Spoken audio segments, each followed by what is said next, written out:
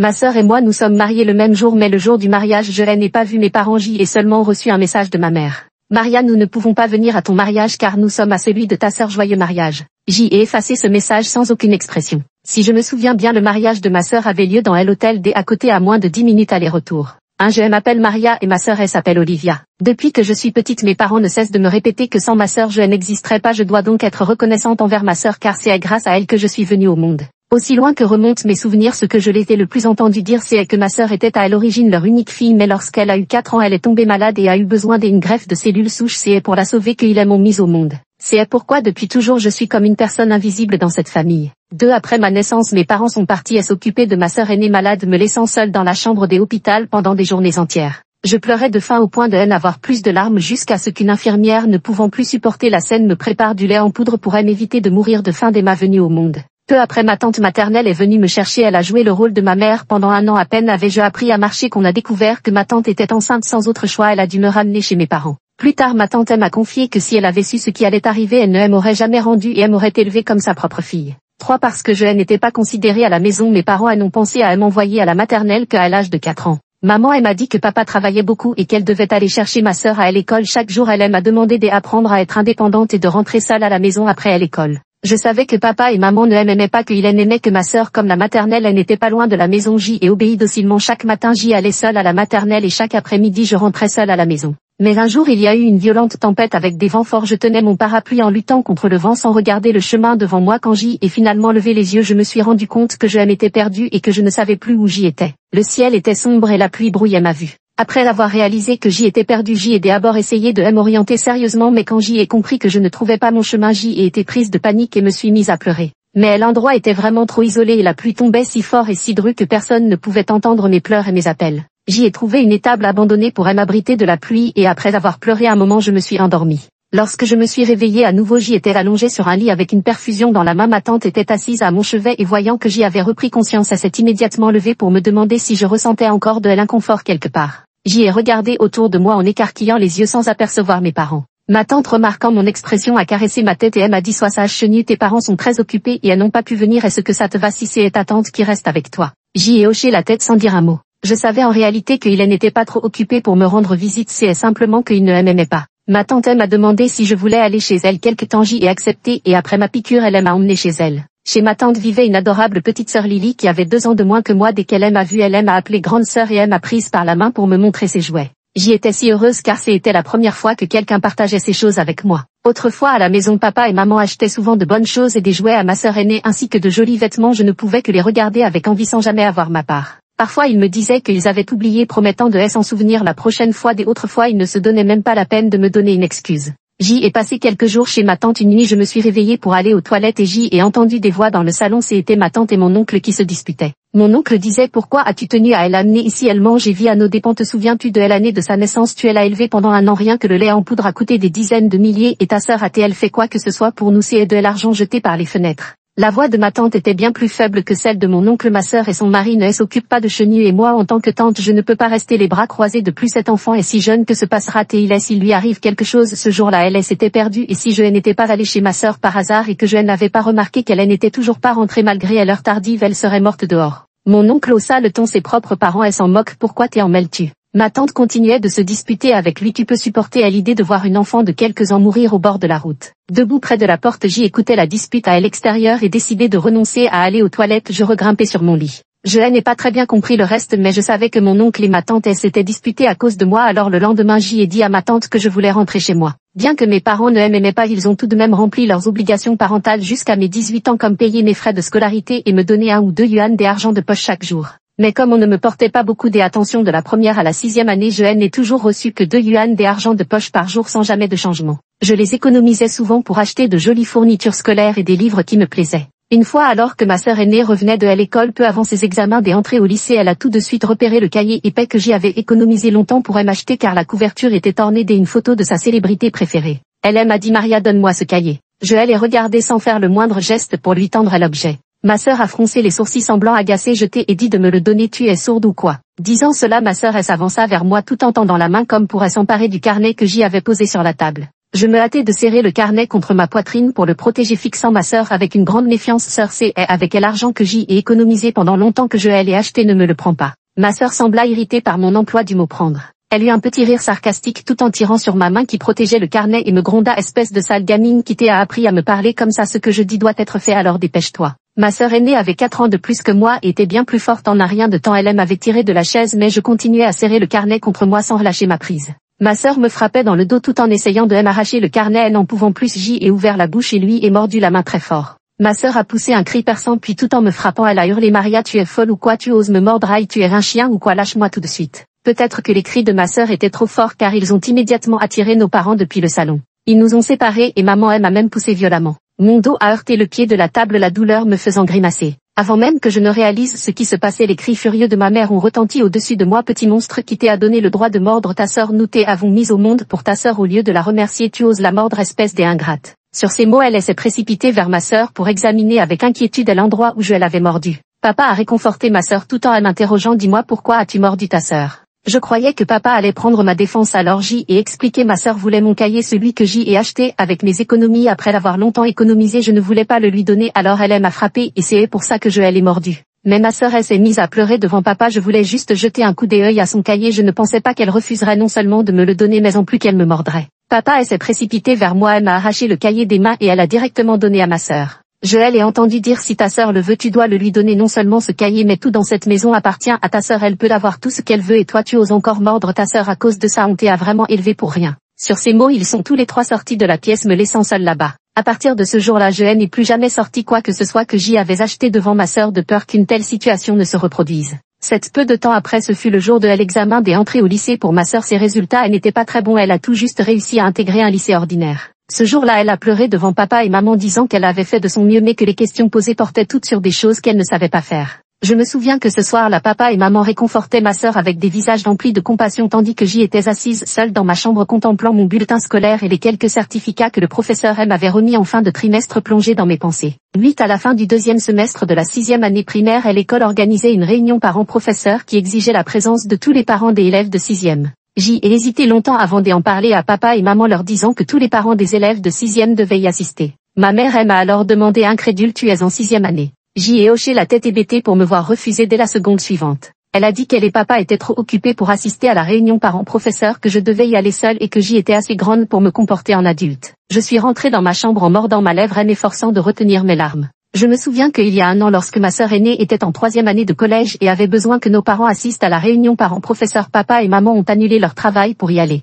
En fait, ils ne favorisaient pas ma sœur, ils n'aimaient qu'elle. Parce que le professeur principal a insisté pour que les parents des élèves de 6e soient présents, je n'avais pas le choix, alors j'y ai demandé à ma tante. Depuis l'année de mes 4 ans, je suis rarement allée chez ma tante pour la voir et cette fois-ci je n'avais vraiment pas d'autre solution. J'y ai revu Lily qui est déjà en 4e année, ma tante lui a présenté puis elle m'a emmenée dans sa chambre avec la même chaleur qu'autrefois. J'y ai parlé à ma tante de la réunion parents-professeurs et elle a tout de suite accepté. Je n'étais pas simplement reconnaissante envers ma tante. Au moment de partir, ma tante m'a dit: chenille tes parents. Je sais, tante, j'y ai grandi, je suis devenue raisonnable. C'était la première fois que je coupais impoliment la parole à ma tante. Ma tante resta un instant stupéfaite puis poussa un soupir. J'y ai été admise dans le meilleur collège de la ville. Le jour où les résultats sont tombés, ma tante est venue à la maison avec Lily disant qu'elle voulait célébrer mon admission dans le meilleur lycée de la ville. Mes parents ont accueilli ma tante avec un certain embarras mais elle ne leur a pas fait bon visage, déclarant simplement qu'elle était venue m'apporter un cadeau. Papa et maman sont restés dans le salon tandis que ma tante et Lily sont venues dans ma chambre. Ma tante m'a offert une montre téléphone disant qu'étant interne au collège, j'y aurais besoin de rester en contact avec la famille de temps en temps. J'y allais dire qu'il n'y avait pas grand-chose à contacter avec la famille quand ma tante m'a mis cette montre téléphone au poignet. Même si tu ne les contactes pas, tu peux toujours contacter ta tante. Non, dis-moi si tu as besoin de quoi que ce soit à l'avenir. Une vague d'émotions m'a submergée et je lui ai dit en mordant ma lèvre inférieure: merci tante. 11 au 2e semestre de ma 2e année de collège, je suis tombée accidentellement dans les escaliers et me suis retrouvée directement à l'hôpital. Le professeur a appelé mes parents, l'un était éteint et l'autre ne répondait pas. Je suis allongée sur le lit des hôpitaux regardant mon professeur tourner en rond près de mon lit, son téléphone portable à la main, visiblement très inquiet. Je dis au professeur: professeur, inutile d'appeler, mes parents sont très occupés. Je sors une carte bancaire de mon sac à côté du lit, il y a de l'argent dessus, pourriez-vous m'aider à payer les frais médicaux, s'il vous plaît. Je donne le code secret au professeur qui prend la carte, hésite quelques secondes avant de se retourner et de quitter la chambre des hôpitaux. Cette carte, c'est maman qui me l'a donnée parce qu'elle ne voulait pas que je la dérange toujours pour lui demander de l'argent. Elle m'a dit qu'elle contenait les frais de scolarité et des entretiens pour mes 3 années de collège, ce qui devrait suffire à couvrir ses frais médicaux. Je suis restée à l'hôpital 2 jours avant de retourner à l'école. À part quelques difficultés à marcher à cause de mon pied, je ne ressentais plus d'autres gênes. Je n'étais sortie de l'hôpital que depuis quelques jours quand j'y ai reçu un appel de maman. Je croyais qu'elle avait appris mon hospitalisation et qu'elle m'appelait pour prendre de mes nouvelles. En décrochant, j'y ai même ressenti une sorte de flattée surprise. Qui aurait su que les premiers mots de maman allaient me ramener à ma réalité. Sa voix me parvint à travers le combiné sur un ton accusateur chenu. Tu as touché à l'argent sur cette carte. Un peu désorientée, je répondis oui. Avant hier, je suis tombée dans les escaliers à l'école. Je vous ai appelé toi et papa, mais vous n'avez pas répondu, alors j'y ai. Maman m'interrompit net et me demanda sévèrement qui t'a permis de faire ça. Je me mordis la lèvre. Mais l'argent sur cette carte n'est-il pas destiné à payer mes frais de scolarité? Et pourtant je vous ai bien appelé, c'est vous qui n'avez pas répondu. Ma mère répondit d'un ton exaspéré, je ne veux pas entendre tes explications. À l'avenir tu devras me prévenir avant d'utiliser l'argent de cette carte. Sur ces mots elle raccrocha sans même me laisser parler. Plus tard j'y ai découvert que ma sœur avait été emmenée au poste de police après avoir provoqué une bagarre à l'école. La famille de la victime exigeait que ma sœur paie 80 000 yuan en compensation des frais médicaux et du préjudice moral. Comme ma sœur approchait des examens nationaux à l'école, envisageait de l'exclure. Ma mère a dû glisser quelques dizaines de milliers de yuan à la direction. Notre situation financière n'étant pas excellente, ma mère a tout de suite pensé à la carte bancaire qu'elle m'avait donnée. 12. Ma sœur aînée a échoué au Gaokao et a dû intégrer un établissement professionnel, mais maman ne lui en a pas tenu rigueur, continuant à la chérir comme toujours et la réconfortant en lui disant que ce n'était pas grave. Quant à moi, ayant réussi le Zonkao pour entrer dans un lycée d'élite de la ville, je n'ai reçu aucun compliment de ma mère la veille de mon départ pour l'école. Elle m'a simplement dit dans 3 ans nous n'aurons plus l'obligation de t'élever. Un frisson glacé m'a parcouru des accords. Ce soir-là, maman m'a regardé étrangement pendant longtemps avant de partir. Encore 3 ans et je pourrais m'échapper de cette famille. À 13 ans, pendant mes 3 années de lycée, je ne suis rentrée à la maison qu'aux vacances des hivers et des étés. Je ne rendais visite qu'occasionnellement à ma tante pendant les fêtes. Ma tante m'a dit que Lily allait bientôt passer son examen d'entrée au lycée et voulait que je l'aide à réviser. J'y ai accepté. C'était une façon de lui rendre un peu l'appareil pour sa gentillesse et puis j'y appréciais beaucoup Lily personnellement. Ce jour-là, Lily m'a posé une question. Maria, tu as de si bonnes notes, tu es si brillante, pourquoi est-ce que ta tante et ton oncle ne t'aiment pas? Je n'ai pas parlé, mais dans mon cœur c'était aussi clair qu'un miroir. Ils n'aimaient pas leur fille que j'y étais, alors bien sûr qu'ils ne m'aimaient pas. Olivia était leur seule fille et moi je n'étais qu'un outil né pour sauver Olivia. Après cet incident en 2e année de collège, j'y ai enfin compris qui j'y étais et qui ils étaient. 14. J'y ai toujours eu de bonnes notes depuis mon enfance. Petite, je croyais que si je faisais assez d'efforts mes parents finiraient par me remarquer, mais je me trompais. Pourtant aujourd'hui je me réjouis d'avoir tant persévéré, sans quoi je serais restée prisonnière de cet endroit toute ma vie. J'y ai réussi le Gaokao et été admise dans une université prestigieuse où j'y ai choisi d'étudier le management. Je n'ai rien dit de tout cela à mes parents, pas même mes résultats au Gaokao. C'est plutôt maman qui m'a demandé tu as fini ton bac? Non. J'y ai acquiescé d'un signe de tête. Maman ne voulait pas vraiment de réponse. Elle n'a posé que cette question avant de partir. Mais je savais ce que signifiait cette phrase. Mon bac était terminé, leurs obligations envers moi aussi. 15. Ces mots prononcés il y a 3 ans sont restés gravés dans mon cœur. Alors après avoir terminé mon baccalauréat, j'y ai trouvé un travail qui fournissait le gîte et le couvert. J'y ai commencé à économiser pour mes frais de scolarité. Une semaine avant la rentrée universitaire, maman m'a appelé, chose rare, disant qu'elle avait quelque chose à discuter avec moi. J'y ai même pris un jour de congé spécialement pour rentrer à la maison, curieuse de savoir ce qui pouvait bien mériter qu'elle m'appelle en personne. Quand papa m'a ouvert la porte, son regard était celui d'un étranger. Je venais à peine d'arriver dans l'entrée quand j'y ai entendu la voix de ma mère dans le salon. Si vraiment on n'a pas le choix, on n'aura que à prendre les frais de scolarité de ta petite sœur. J'y ai été un peu surprise à ce qu'ils avaient vraiment mis de côté des frais des universités pour moi. Alors que je pensais à ça, ma mère m'a soudain appelé. Chenu, ta sœur veut s'acheter une voiture, combien as-tu économisé pour tes frais de scolarité? Sors-les pour dépanner ta sœur, elle te les rendra. Ma sœur était assise à côté de ma mère et me regardait avec un air de petite princesse gâtée. Je sais que tu as travaillé pour gagner tes frais de scolarité, combien as-tu mis de côté? Sors-le pour me dépanner, je te rembourserai quand j'y aurai plus d'argent. J'y ai éclaté de rire furieuse. Mes frais de scolarité pour qu'elle achète une voiture, je renonce à mes études alors. Ma mère a prononcé des mots que je n'oublierai jamais. Pourquoi te presser pour tes études? Tu peux prendre un semestre sabbatique. Ta sœur a besoin de la voiture de toute urgence. Pense d'abord à elle, donne-lui l'argent. En les voyant si sûrs de leur bon droit, j'y ai été submergée par une sensation d'engourdissement et même d'une certaine absurdité. Je leur devais peut-être quelque chose, mais pas à Olivia. Jamais depuis notre enfance je ne lui ai rien dû. Je me tenais juste à elle entrer sans même entrer. Non, elle est pressée, moi aussi. Mon père me foudroya du regard. Comment peux-tu être aussi égoïste envers ta sœur? Elle a urgemment besoin de cet argent, tu ne pourrais pas le lui donner d'abord? Tu as oublié tout ce qu'on t'a dit depuis ton enfance. Je ne ressentais qu'une ironie amère sans même vouloir leur accorder un regard et je partis en tournant les talons. 16. À l'université, j'y ai commencé à apprendre à l'écriture, à vendre mes manuscrits, à travailler pendant les vacances pour économiser les frais de scolarité. Je me suis acheté un nouveau téléphone et même un ordinateur.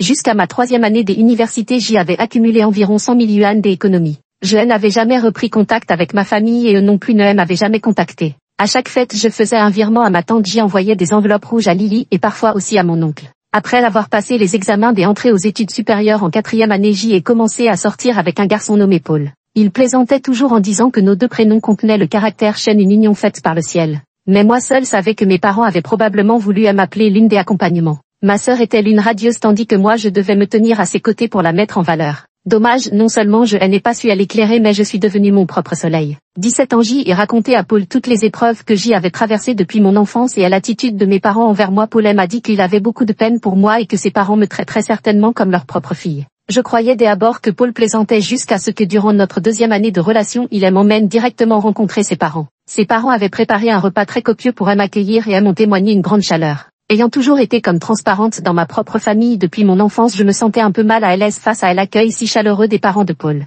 La mère de Paul me dit: ce n'est pas grave, laisse Paul t'emmener plus souvent à la maison, avec le temps tu t'y habitueras. Paul, tout en retirant les arêtes de mon poisson à côté de moi, renchérit: oui, dès que tu as envie de venir, dis-le-moi, il faut absolument que tu t'y habitues avant le mariage. Je souris en acquiesçant mais au fond de moi une vague inquiétude commençait à poindre. Au moment de partir, la mère de Paul me glissa une enveloppe rouge bien épaisse, je voulais la lui rendre mais Paul m'attrapa par la main et nous partîmes en courant avant que je puisse réagir. Il a dit que c'était une coutume de leur région, la première fois qu'une femme se rend chez son fiancé, celui-ci doit lui offrir une enveloppe rouge bien garnie. 18 Paul et moi avons marché main dans la main à un moment puis J ai fini par exprimer mes inquiétudes. Paul, est-ce que tes parents connaissent ma situation familiale? Ni aimé par mon père ni chéri par ma mère, sans même une personne qui puisse prendre des décisions pour moi. Paul a hoché la tête, je leur en ai parlé depuis longtemps. Il semblerait que mes inquiétudes étaient clairement visibles sur mon visage car Paul s'arrêta soudainement, me prit par les épaules pour me faire face avec une expression que je ne lui avais jamais vue auparavant. Chenille, c'est toi que je veux épouser, peu importe comment est ta famille, peu importe comment tes parents te traitent, c'est toujours toi que je veux épouser. Puis il me pinça soudain le nez: et puis tu ne l'as pas dit toi-même, ça fait 4 ou 5 ans que tu n'as plus eu de contact avec tes parents, dans ce cas pourquoi t'es en préoccupé, ils ne peuvent pas nous influencer.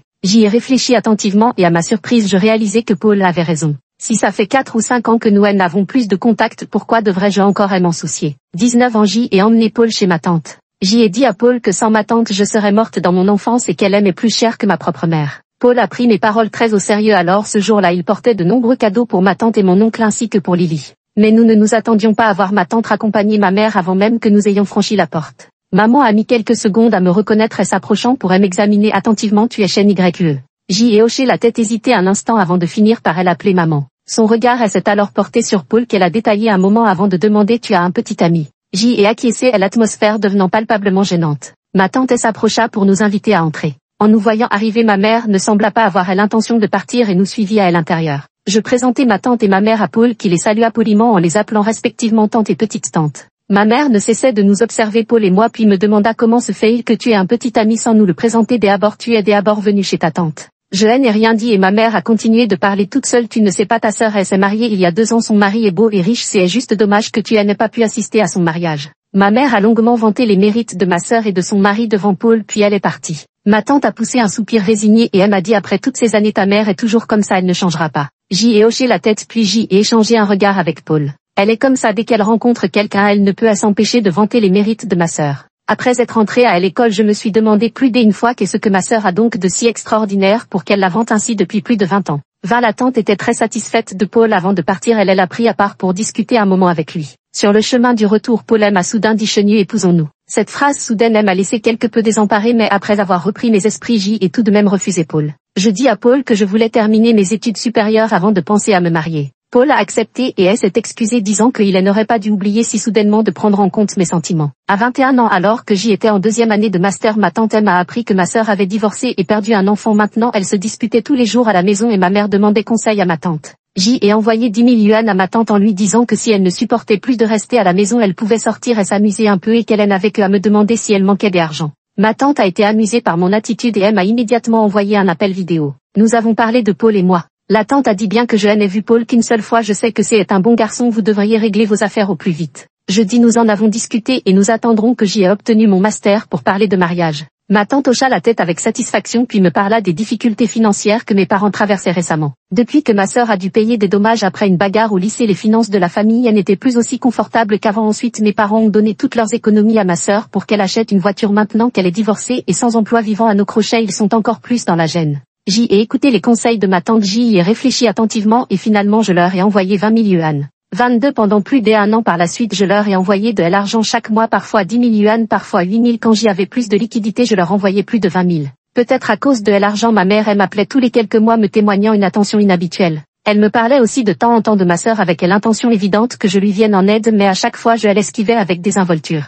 Le jour de ma remise de diplôme en Master 3, Paul m'a fait une demande en mariage avec un énorme bouquet de roses lors de la cérémonie. Je n'ai pas hésité un seul instant avant d'accepter, car chez Paul et ses parents j'y ai enfin ressenti cette chaleur familiale qui m'avait manqué pendant toutes ces 20 années. Notre mariage fut rapidement fixé au deuxième jour des vacances de la fête de la mi-automne. Comme la fête de la lune approchait et que tout le monde devait se réunir en famille ce jour-là, nous avons donc fixé la date au deuxième jour des vacances. J'y en ai parlé à ma tante qui m'a répondu étonnée, quelle coïncidence. J'y ai poussé un air perplexe. Ma tante m'a alors appris que ma sœur se mariait ce même jour. 23 en fait, après son divorce avec son ex-mari, ma sœur avait retrouvé un petit ami, mais il avait une dizaine d'années de plus qu'elle. Et par un curieux hasard, son petit ami habitait justement dans la ville où j'y étudiais. La salle de notre mariage était très proche de la leur, juste à l'hôtel D à côté, et nous avions même choisi la même date pour nos mariages. Je n'ai pu m'empêcher de soupirer devant l'étrangeté du destin. J'y ai quand même appelé mes parents pour leur annoncer mon mariage avec Paul en leur précisant la date et le lieu de la cérémonie. Je leur ai dit c'est une chose, mais qu'ils viennent ou non c'est en est une autre. Ma mère a dit qu'après avoir assisté au mariage de ma sœur, elle et mon père viendraient certainement. J'y ai juste répondu sans aucune attente particulière. 24 ans, et pendant ces 2 mois où je préparais activement mon mariage, je n'ai pas oublié d'envoyer de l'argent à mes parents. En y réfléchissant bien au cours de cette année et plus, je leur ai déjà envoyé environ 100 000 yuan. Dans encore 6 mois, j'y aurais presque remboursé mes frais de scolarité accumulés sur plus de 10 ans. La veille de mon mariage, j'y ai envoyé 5 000 yuan à ma sœur comme cadeau de noces pour elle. La dernière fois je ne savais pas, mais cette fois-ci, puisque je suis au courant, cet argent est incontournable. Quant à savoir si elle me le rendra ou non, cela ne me préoccupe plus. Le jour de mon mariage, c'est ma tante qui m'a accompagnée sur le tapis rouge et m'a remise en main propre à Paul. Après avoir terminé toutes les cérémonies, je suis allée me changer pour la robe de toast. Lily était ma demoiselle d'honneur, elle me suivait avec mon téléphone à la main, hésitant à parler. J'y ai ajusté ma robe et me suis retournée pour lui demander ce qui n'allait pas. Elle m'a tendu le téléphone en disant c'est un message de tante aînée. Je pris le téléphone et vis effectivement un message de ma mère: Chenille, nous ne pourrons pas venir au mariage de ta sœur, je te souhaite un heureux mariage et une longue vie de bonheur avec ton mari. Je n'étais pas surprise le moins du monde, j'y ai effacé simplement ce message sans expression puis me dirigeai vers Paul. Je n'y attachais plus d'importance qu'il vienne ou non, cela m'était égal, je n'étais plus cet enfant qui espérait l'amour de ses parents, j'y allais fonder une nouvelle famille et vivre heureuse. 26 peu après mon mariage, je trouvai un emploi dans une grande entreprise. J'y ai mis 2 ans à passer des employés de base à directrice du département marketing et mon salaire a directement franchi un échelon supérieur. Je me suis offert une voiture en récompense, mais pas en la payant intégralement. Paul voulait initialement m'aider à acheter la voiture en totalité, mais j'y ai refusé. Ce soir, la blottie contre Paul, je lui ai demandé: tu veux des enfants? Paul a secoué la tête, pas pressé. Je demande: papa et maman ne s'inquiètent pas. Paul me caresse la tête et dit: on parlera des enfants quand tu seras stable dans ton travail, je ne veux pas que tu te sentes sous pression, et papa et maman sont d'accord, ils ne sont pas pressés d'avoir des petits-enfants. Je serre un peu plus fort le bras de Paul. Tout l'amour et l'attention et le respect que je n'avais pas ressenti il y a 10 ans, je les ai trouvés dans cette famille. 27 ans, ma tante m'a dit que Lily voulait tenter sa chance dans ma ville en espérant seulement que je puisse m'occuper d'elle occasionnellement sans plus. Bien que ce soit ses mots, j'y ai tout de même sélectionné quelques brochures des entreprises correspondant au domaine de Lily et les lui ai envoyées. Lily m'a même invité à dîner pour me remercier, disant que ces dernières années c'était moi qui avais aidé sa famille à résoudre de nombreux problèmes financiers. Je lui ai répondu en souriant: si ma tante ne s'était pas occupée de moi quand j'y étais petite, je serais déjà morte, elle est comme une seconde mère pour moi.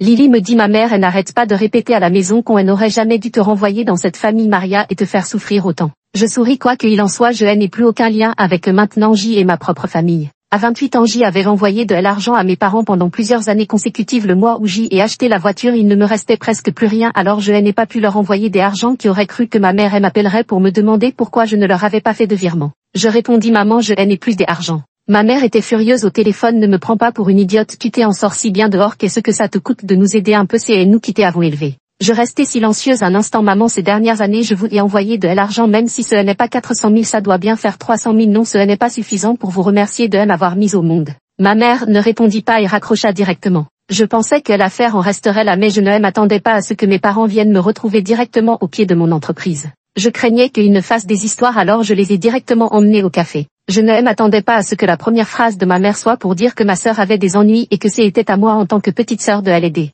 Elle a dit que ma sœur avait accidentellement divulgué le projet de leur entreprise à une société concurrente alors qu'elle travaillait, ce qui avait causé une perte de plusieurs millions à leur entreprise. Maintenant la société la poursuivait en justice et le tribunal avait condamné ma sœur à rembourser 700 000 yuan. Ma mère a fait un geste devant moi: 50 000, nous n'avons besoin que de 50 000. Je ne pouvais m'empêcher de trouver ridicule la main que ma mère tendait vers moi. Je me demandais comment ma mère pouvait dire juste 500 000 yuan avec autant de légèreté. Je répondis directement: même si tu me vendais maintenant, je n'aurais pas 500 000 yuan. Ma mère sortit alors une phrase particulièrement éhontée dans ce cas. Demande à ton mari, peu importe comment tu t'y prendras, tu dois absolument obtenir ces 500 000 yuan. Je ricane froidement, vous êtes si doué, pourquoi ne gagnez-vous pas l'argent vous-même? Mon père frappe violemment la table, nous t'avons mis au monde, qu'est-ce que ça peut te faire de nous donner un peu d'argent, aider ta sœur un peu, où est le problème? Je te le dis, sans ta sœur tu ne serais même pas là, espèce d'ingrate. Des habitudes, les cafés sont plutôt calmes et le coup de table de mon père attire immédiatement tous les regards. Je les regarde avec une froideur glaciale, je suis une ingrate. Quand vous m'avez abandonné à la maternité dès ma naissance, avez-vous seulement pensé à votre manque de conscience? Lorsque je me suis perdue à 4 ans, avez-vous seulement cherché à me retrouver? Et quand c'était ma sœur qui me volait mes affaires, pourquoi c'est à moi qui recevais vos reproches au collège? Quand j'y ai été hospitalisée, avez-vous seulement songé à vous inquiéter pour moi? Non, dans vos yeux il est ni avec elle, jamais moi. À chaque accusation, le visage de mes parents se décomposait davantage. Après mon bac, quand vous avez voulu prendre mes économies de job étudiant pour aider ma sœur à acheter une voiture, vous demandé si vous aviez encore une once de conscience. Des années de ressentiment accumulés se sont effondrées en cet instant. Je pensais que j'y allais devenir hystérique, mais je ne l'ai pas été. J'y ai prononcé chaque mot avec un calme surprenant. Mes parents sont restés silencieux, mais j'y ai senti le regard des gens autour d'eux changer subtilement. J'y ai continué, j'y ai commencé à vous envoyer de l'argent dès ma première année de master, et ce jusqu'à cette année. Je vous le demande, avez-vous jamais dépensé autant d'argent pour moi depuis ma naissance? Non, n'est-ce pas? Vous aimez tant ma sœur, pourquoi ne pas lui demander de s'occuper de vous pour votre retraite? Pourquoi venir me pressurer? Moi je suis aussi un être humain, j'y ai déjà remboursé les frais de scolarité que vous avez payés pour moi et mes dépenses quotidiennes depuis mon enfance. De quel droit venez-vous me réclamer de l'argent pour subventionner cette sœur que vous avez gâtée? Ma mère, furieuse à cause de mes paroles, a frappé la table et elle levé un bond. Parce que c'est à cause de ta sœur que nous t'avons eu, tu vis pour ta sœur. J'y ai ricané et me suis levé à mon tour, les regardant avec mépris. Ce sont vous qui vivez pour ma sœur, non? Je me suis redressée avec une fierté glaciale. Moi, Maria, je ne suis la propriété de personne ni le distributeur automatique des Olivia et le vôtre, je suis moi-même. Je me suis retournée et suis partie sans plus prêter attention à mes parents derrière moi. 29 ans, c'était la rupture définitive entre mes parents, ma sœur et moi. Depuis ce jour, nous n'avons plus jamais eu de contact.